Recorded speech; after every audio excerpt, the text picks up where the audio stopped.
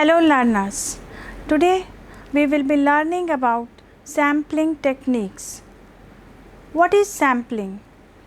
Sampling is very often used in our daily life. For example, while purchasing food grains from a shop, we usually examine a handful from the bag to assess the quality of the commodity.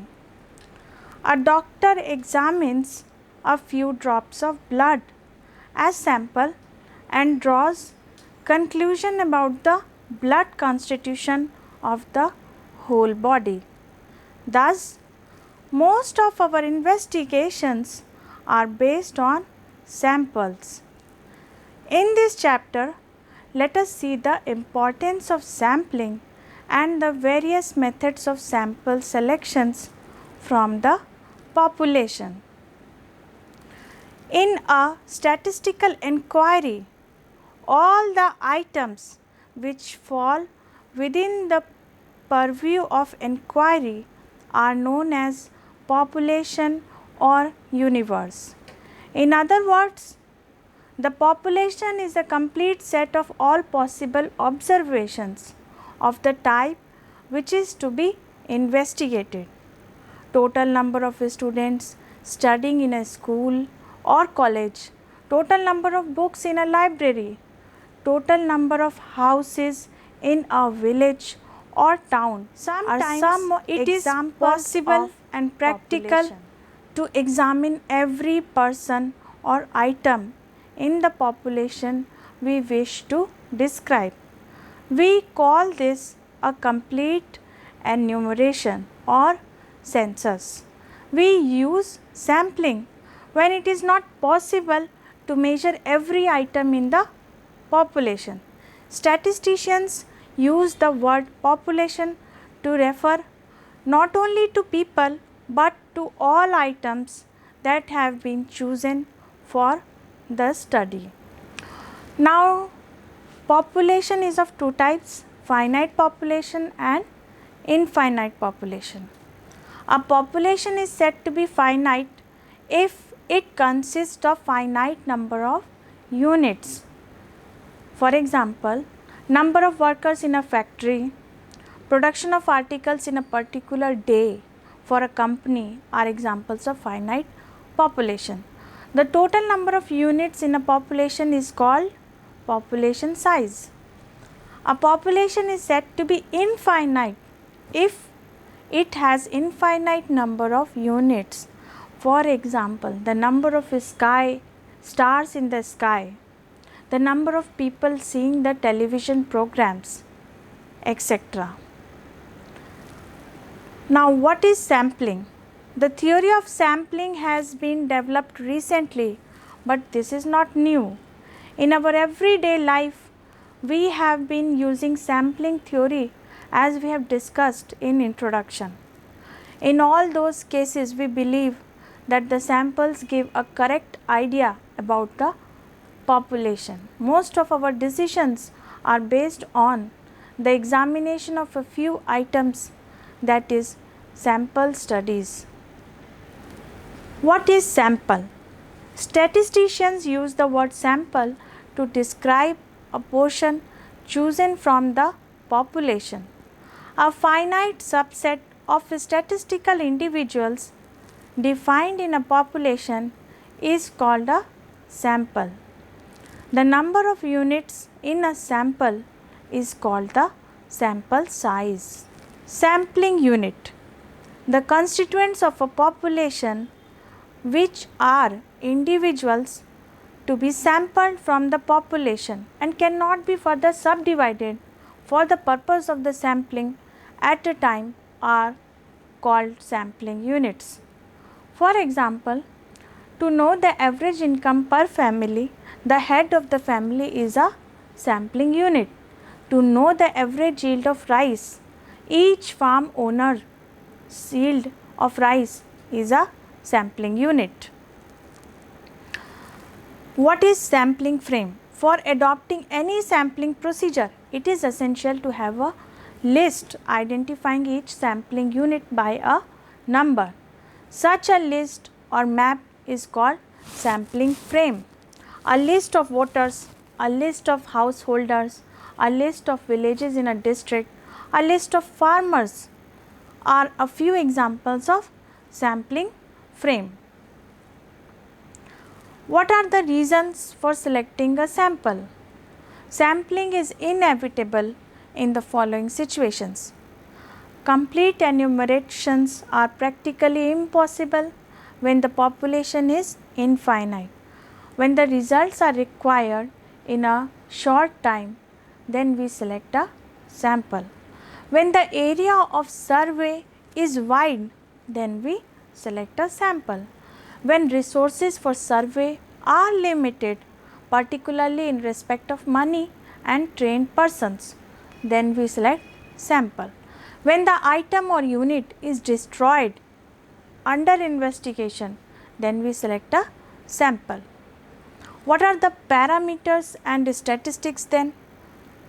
We can describe samples and populations by using measures such as the mean, median, mode and standard deviation. When these terms describe the characteristics of a population, they are called parameters. When they describe the characteristics of a sample, they are called statistics.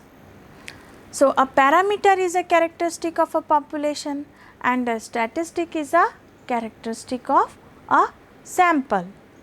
Since samples are subsets of population, statistics provide estimates of the parameters. That is, when the parameters are unknown, they are estimated from the values of the statistics. In general, we use Greek or capital letters for population parameters and lowercase Roman letters to denote sample statistics. For example, capital N, mu, S are the standard symbols for the size, mean, standard deviation of population. Small letter n, x, s are the standard symbol for the size, mean, standard deviation of sample respectively. What are the principles of sampling? Samples have to provide good estimates. The following principle tell us that the sample methods provide such good estimates. If it follows principle of statistical regularity, a moderately large number of units chosen at random from a large group are almost sure on the average to possess the characteristics of the large group. Second principle of inertia of large numbers. Other things being equal, as the sample size increases, the results tend to be more accurate and reliable.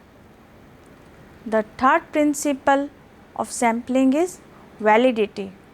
This states that the sampling methods provide valid estimates about the population units, that is parameters. Fourth point of sampling is principle of optimization. This principle takes into account the desirability of obtaining a sampling design which gives optimum results. This minimizes the risk or loss of the sampling design. The foremost purpose of sampling is to gather maximum information about the population under consideration at minimum cost, time and human power. This is best achieved when the sample contains all the properties of the population. Sometimes when we do sampling, some errors occur. These errors are classified as sampling errors and non-sampling errors. What is sampling error?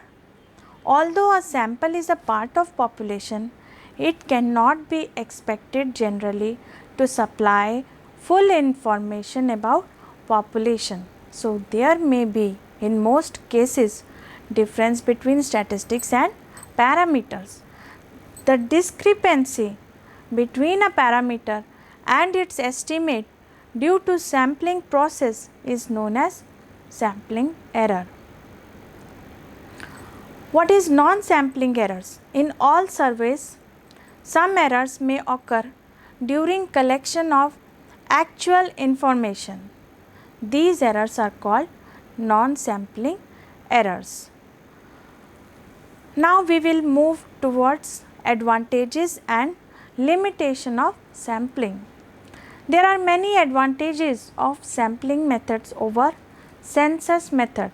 They are as follows. Sampling saves time and labor. It results in reduction of cost in terms of results, in terms of money and man-hour.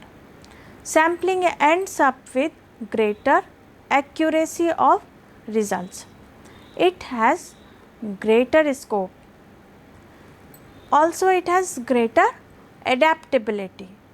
If the population is too large or hypothetical or destroyable, sampling is the only method to be used. Apart from these advantages, there are some limitations of sampling which are given below. Sampling is to be done by qualified and experienced persons, otherwise the information will be unbelievable. Sample method may give the extreme values sometimes instead of the mixed values. There is the possibility of sampling errors. Census survey is free from sampling errors. Towards types of sampling. The technique of selecting a sample is of fundamental importance in sampling theory, and it depends upon the nature of investigation. The sampling procedures which are commonly used may be classified as probability sampling, non-probability sampling, and last is mixed sampling. What is probability sampling? It is also known as random sampling. A probability sample is one where the selection of units from the population is made according to known probabilities. For example, simple random sample or probability proportional to sample size.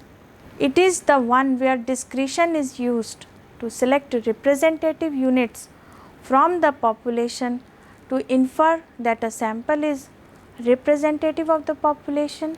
This method is called judgment or purposive sampling. This method is mainly used for opinion surveys. A common type of judgment sample used in surveys is of quota sample. This method is not used in general because of prejudice and bias of the enumerator. However, if the enumerator is experienced and expert, this method may yield valuable results. For example, in the market research survey of the performance of their new car, the sample was all new car purchasers. What is mixed sampling? Here samples are selected partly according to some probability and partly according to a fixed sampling rule. They are termed as mixed samples, and the technique of selecting such sample is known as mixed sampling. Let us move to methods of selection of samples. Here we shall consider the following three methods: simple random sampling, stratified random sampling, and systematic random sampling. A simple random sample from finite population is a sample selected such that each possible sample combination has equal probability of being chosen. It is also called unrestricted random sampling. In this method, there are two conditions. One is without replacement and other is with replacement. So, let us see what happens in without replacement. In this method, the population elements can enter the sample only once. That is, the units once selected is not returned to the population before the next draw. In case of with replacement, the population units may enter the sample more than once. Simple random sampling may be with or without replacement. There are two methods of selecting simple random sampling. Number one is lottery method. This is the most popular and simplest method. In this method, all the items of the population are numbered on separate slips of paper of same size, shape and color. They are folded and mixed up in a container. The required numbers of slips are selected at random for the desired sample size. For example, if we want to select 5 students out of 50 students, then we must write their names or their roll numbers of all the 50 students on slips and mix them. Then we make a random selection of 5 students. This method is mostly used in lottery draws. If the universe is infinite, this method is inapplicable. As the lottery method cannot be used when the population is infinite, the alternative method is that of using the table of random numbers. There are several standard tables of random numbers. Number 1 is Tippett's table. Number 2 is Fisher and Yates table. Number 3 is Kendall and Smith's table are the 3 tables among them. A random number table is so constructed that all digits 0 to 9 appear independent of each other with equal frequency. If we have to select a sample from population of size capital N is equal to 100, then the numbers can be combined 3 by 3 to give the numbers from 001 to 100. Let us see the procedure for selecting a sample using random number table. Units of the population from which a sample is required are assigned with equal number of digits. When the size of the population is less than 1000, 3-digit number 00, 001, 002, 003 up to 999 are assigned. We may start at any place and may go on in any direction, such as column wise or row wise in a random number table, but consecutive numbers are to be used. On the basis of the size of the population and the random number table available with us, we proceed according to our convenience. If any random number is greater than the population size capital N, then capital N can be subtracted from the random number drawn. This can be repeatedly until the number is less than capital N or equal to capital N. For example, in an area there are 500 families.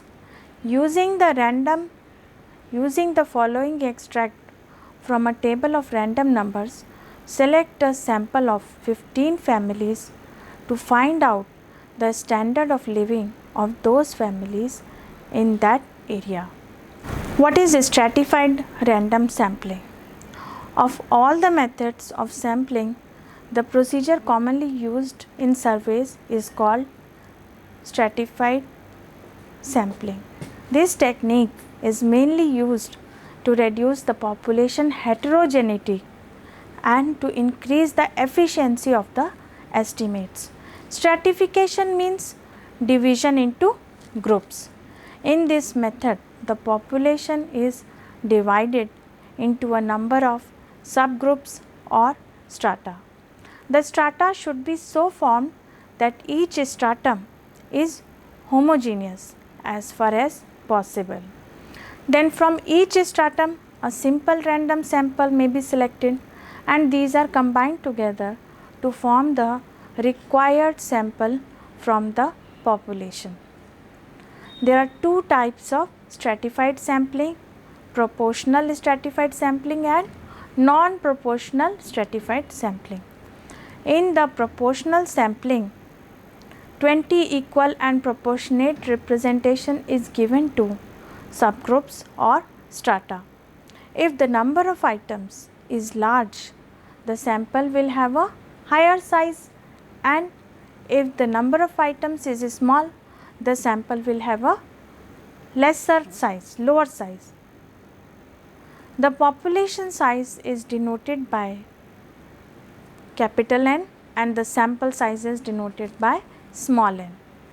The sample size is allocated to each stratum in such a way that the sample fractions is a constant for each strata, that is given by small n divided by capital N is equal to C, which is the sample fraction for each stratum, constant.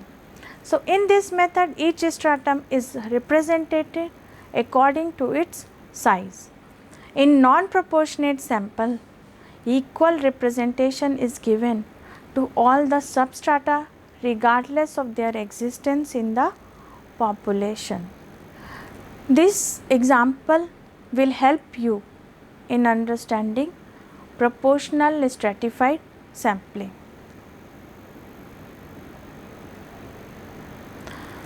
Let us see merits and limitations of stratified sampling.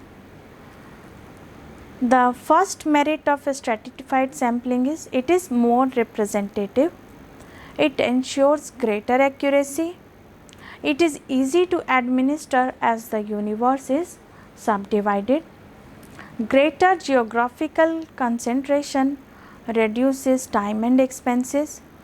When the original population is badly skewed, this method is appropriate. For non-homogeneous population, it may yield good results. Few limitations are also part of stratified sampling. Number 1, to divide the population into homogeneous strata, it requires more money, time and statistical experience, which is a difficult one. Improper stratification leads to bias. If the different strata overlap, such a sample will not be a representative one. The last sampling method is systematic sampling. This method is widely employed because of its ease and convenience. A frequently used method of sampling when a complete list of the population is available is systematic sampling. It is also called quasi-random sampling. What is the selection procedure for systematic sampling? The whole sample selection is based on just a random start. The first unit is selected with the help of random numbers and the rest gets selected automatically according to some pre-designed pattern is known as systematic sampling. With systematic random sampling, every kth element in the frame is selected for the sample with the starting point among the first k elements determined at random. It can be understood using the example given in the slides. Some merits of systematic sampling are: it is a simple and convenient method. The time and work required is much reduced. If the proper care is taken, result will be accurate. It can be used in infinite population also. Limitations of systematic sampling are: it may not represent the whole population. There is a chance of personal bias of the investigators. Systematic sampling is preferably used when the information is to be collected from trees in a forest, house in blocks, and trees in a register which are in a serial order. I hope you must have understood different procedures for sampling, merits and limitations of different sampling. I hope the examples given will help you in collecting proper sample from the population. Thank you.